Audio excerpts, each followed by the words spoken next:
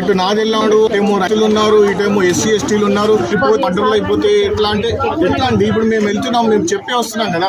లేదంటే ప్లాట్లని మీ అందరికి తెలుసు కదా, ఎన్నో బంచ్ ఆఫ్ ఫైల్స్ ఉన్నాయండి. ఎస్హెచ్ఓ బంచ్ ఆఫ్ ఫైల్స్ మొత్తం ఒక రిప్రజెంటేషన్ గా వాళ్ళ దగ్గర అన్ని ఉన్నాయి. తెలియనట్టుగా మన ప్లాట్ ఓనర్స్ వస్తే ఇంతకు ముందు కూడా వచ్చేసి మీరెందుకు వచ్చారు ప్లాట్ ఓనర్స్, అసలు ఇది ప్లాట్ ఓనర్స్ కాదు కదా అని అనడం తప్పు కదా.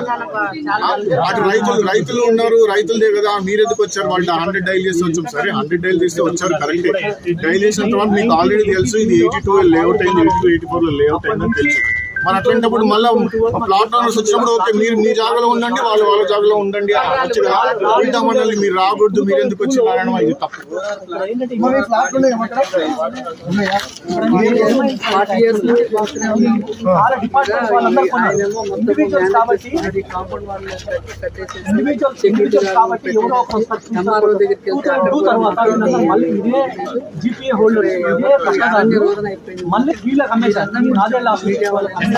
మొదట రిజిస్ట్రేషన్ మాత్రమే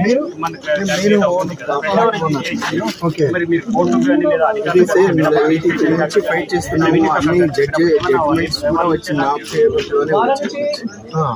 ఆయన కూడా మమ్మల్ని అలో చేయట్లేదు, రానియట్లేదు, కరివేస్తున్నాం. అది మీరు అడిగిరా, నేను డబ్బులు పెట్టే ఉన్నా కదా, నాకు లీగల్ గా ఉన్నాయి, మీరు ఎందుకు రానిస్తలేరు అని చెప్పి మీరు అడిగిరా? అడిగాము. ఎవరు మీరు ఎవరు, మీ తాలూకు ఏంటి, మీరు ఎందుకు వచ్చారు, ఎవరి ద్వారా వచ్చారు, ఇక్కడ ఏం లేదు అని చెప్తారు.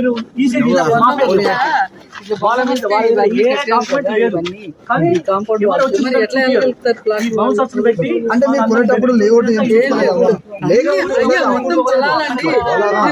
రిజిస్ట్రేషన్ చేసేస్తారు రైతులు. అప్పుడు లేఅవుట్ ఎక్కడ అప్పుడు లేఅవుట్ ఎక్కడ ఎవరు ఉన్నారు అసలు? అప్పుడు ఎవరు లేరు కదా. లేఅవుట్ చేసి ఎవరి ప్లాట్లు నిలబడ్డారు,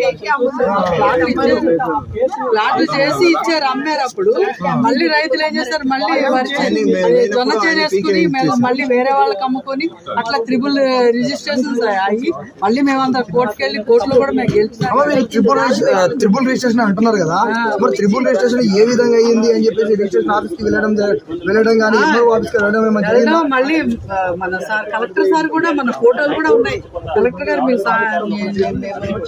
సాయం చేస్తామని చెప్పారు. ఆయన 1983లో కొన్నాం సార్, నేను పుట్టినప్పుడు కొన్నారు.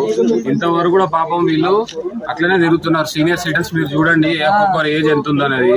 ఆ ల్యాండ్ గ్రాబింగ్ చేసిన వాళ్ళ ఐడియా ఏంటంటే వాళ్ళందరూ చనిపోతారు, అలాంటి పిల్లలు ఎవరు రారు. అలాంటి పిల్లలు ఎవరున్నారు ఒక లెక్క పెడితే మీరు నలుగురే ఉంటారు, ఎవరు రారని వాళ్ళ ధీమా.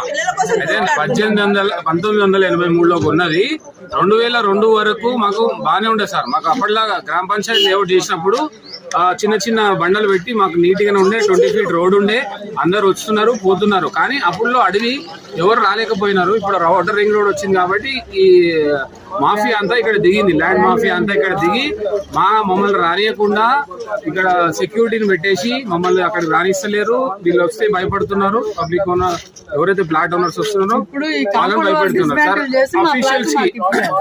అఫీషియల్స్ ఎవరైతే ఉన్నారో ఈ సంగారెడ్డి రామచంద్రపురం మండల్లో local SHO local police station లో మనది మొత్తం బంచ్ ఉంటది. ఇక్కడ మొత్తం ప్రతి ఎఫ్ఐఆర్ ఉంది. మా మీద ట్రెస్ పాసింగ్ చేసేసి, మా ప్లాట్ లోకి వెళ్తే మా మీద ట్రెస్ పాసింగ్ చేసేసి. రాజకీయ హస్తం ఏమైనా ఉందని మీకు ఏమైనా అనిపిస్తుంది? రాజకీయ హస్తం లేకపోతే ఇక్కడికి వచ్చిన వాళ్ళైతే ఎవరు వస్తారు అనేది, వాళ్ళు రాజకీయ నాయకులు అయితే ఎవరు మాకు కనిపించలేదు. వాళ్ళు వాళ్ళ పేర్లు చెప్తున్నారు, వాళ్ళు వచ్చి ఇక్కడ ఉంటున్నారు. నాదెల్ల భాస్కర్